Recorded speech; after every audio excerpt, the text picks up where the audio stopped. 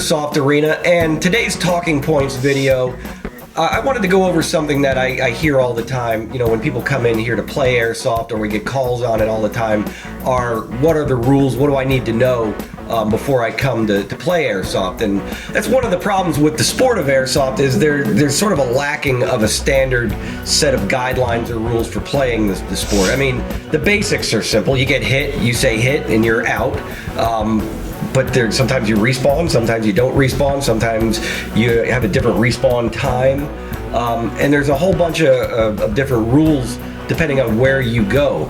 So I want to throw out the idea of standardizing the rules, or like, I'm not saying that you have to play by these rules at every single field that you play by or play at, but just say these are a set of rules by the, let's say, the United States Airsoft Association or Airsoft Council. So when people say, what are the rules at your field, you say, well, we just play by the United States Airsoft Council standard rules. What do you think about that?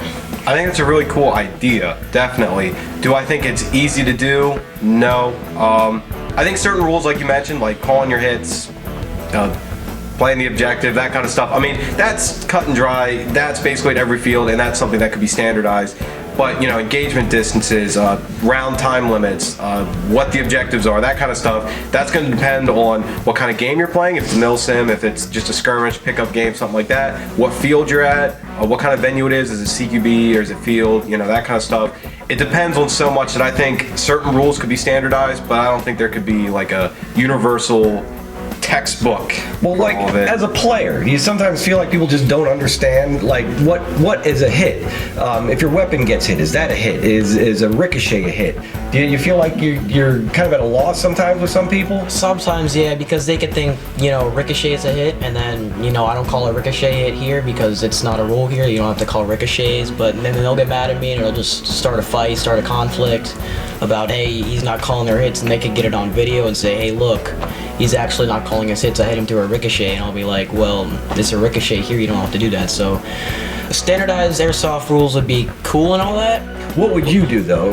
Would you make it like a hit is a hit, so if you get hit by a ricochet, a weapon hit is a hit all the same, or would you limit it to only body hits would be actual hits? To me, it depends on what kind of like airsoft you're playing. It's like, let's say mil sim. CQB. Yeah, mil sim, obviously if your gun gets like hit. What we do here at the arena. Here at the arena, honestly, at CQB, you're bound to get hit by ricochets. I'd say those don't count as a direct hit. Like a direct hit to your body has to be a hit, because it's CQB, you're gonna get hit by ricochets and accidental shots.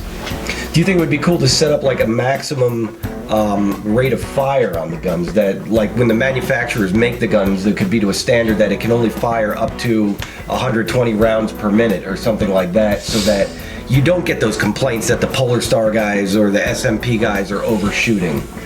That would be pretty cool. I think that would be really neat, but again, I don't think that's gonna happen, and I don't really think there's a need for it. I think what would be kind of interesting if maybe there was imagine when they make the guns, there's different versions of them. Let's say there's like a mil sim variant of it. Whether it costs more or less, I don't know, but maybe it shoots the accurate rate of fire to the real firearm, or as close as they could make it. It has, you know, the standard magazine capacity. It has all these different things that make it the mil sim variant of it. Then I guess you could implement, okay, mil sim weapons only. So, you know, yeah, you can allow full auto, but it's going to shoot that same rate of fire. Of course, the issue come into is with the real firearm, you do have kick. With the airsoft gun, you most likely won't unless you're using gas blowback, and even then, it's not going to compare. So that's a little tricky. It's just an idea. Whether I support it or not, I'm on the fence about. Okay. Well, you've played at a lot of other fields besides here, so you've got more experience than I do because I've only been here. Do you feel like there's a difference in rules? Like if you go to another place that has like a minimum engagement rule, where here you can shoot, as long as you're not point blank on the guy, you can go ahead and blast him. Other fields, you can't do that. Do you feel like that creates problems where people don't know what they can't do or what they can do? It doesn't cause too much problems because, you know, they go over it in briefing and all that. If you're listening to, if you go to multiple fields and you listen to each briefing, you'll know the FPS rule. But I mean, if you're not listening and you're not listening to the briefing, you're not listening to the instructors when they're explaining the engagement distance to you, that could cause problems because you could, you know, illegally shoot someone from a closer distance than you're actually allowed to, and that could just cause a lot of conflict. It could ruin your airsoft day. Right. Yeah. I'm glad you said the thing about listening during the brief, because that's probably the biggest problem we have here. You could go to, 10 different fields that have different rules, and if you listen to the brief, for the most part, a lot of the rules will probably be the same anyway, but for engagement distances, FPS limits, all that, as long as you listen, you should be fine. It happens every night. We set up the game, we get everybody to quiet down, we explain all the rules.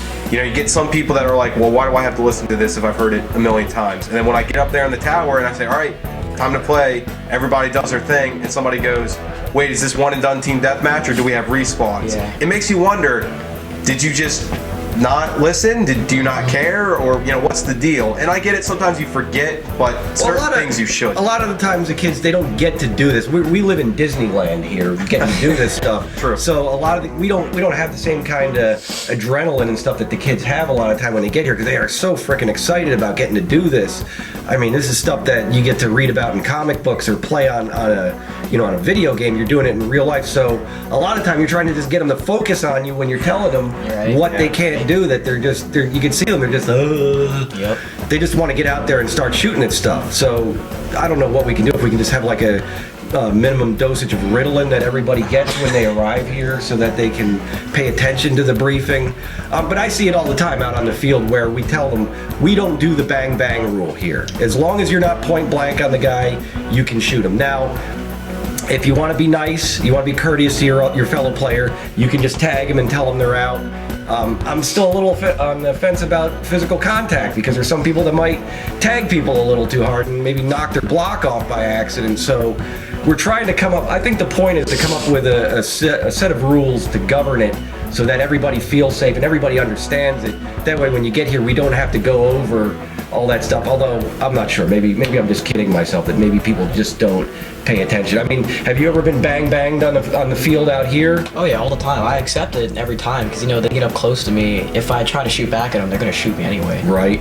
And I think that's the thing, as a player, if you're playing here and maybe somebody didn't pay attention, they didn't know that we don't bang bang, and you get banged, just take it and walk off. It cracks me up sometimes, although it's really probably not funny, where a guy will get banged and then turn around and shoot the guy, because he doesn't abide by the bang bang rule. I think that's just common sense. If the guy got the drop on you, just take the hit. Right.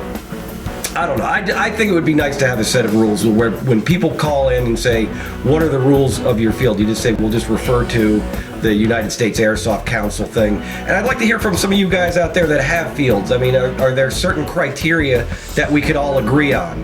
A maximum rate of fire, a maximum velocity, calling hits, ricochets, weapons hits, that sort of thing, and see if we could come up with some sort of standardized rules that way. Because that's one of the big complaints, is that, well, at this field we do this and at this field we don't do that. So let's set up something that maybe it doesn't have to be the same for everybody. Maybe we could have like CQB rules, milsim rules, where certain things don't apply. Because if you're in an outdoor field and you're allowing higher velocities, I understand why you would have a safe engagement rule, because if you're shooting a guy at 450 feet per second, you don't want to be this close. So maybe we could come up with some sort of compromise for all of that. I don't know, maybe I'm just kidding myself. One day. Well, we'll see. So chime in, don't forget to add some comments in there so I can laugh at you behind your back, and we'll check you out the next time. So, you have something else? You're a savage. Hey, you ought to read some of the comments that people leave on here, man. They're horrible. So until the next time, don't let the bastards get you down.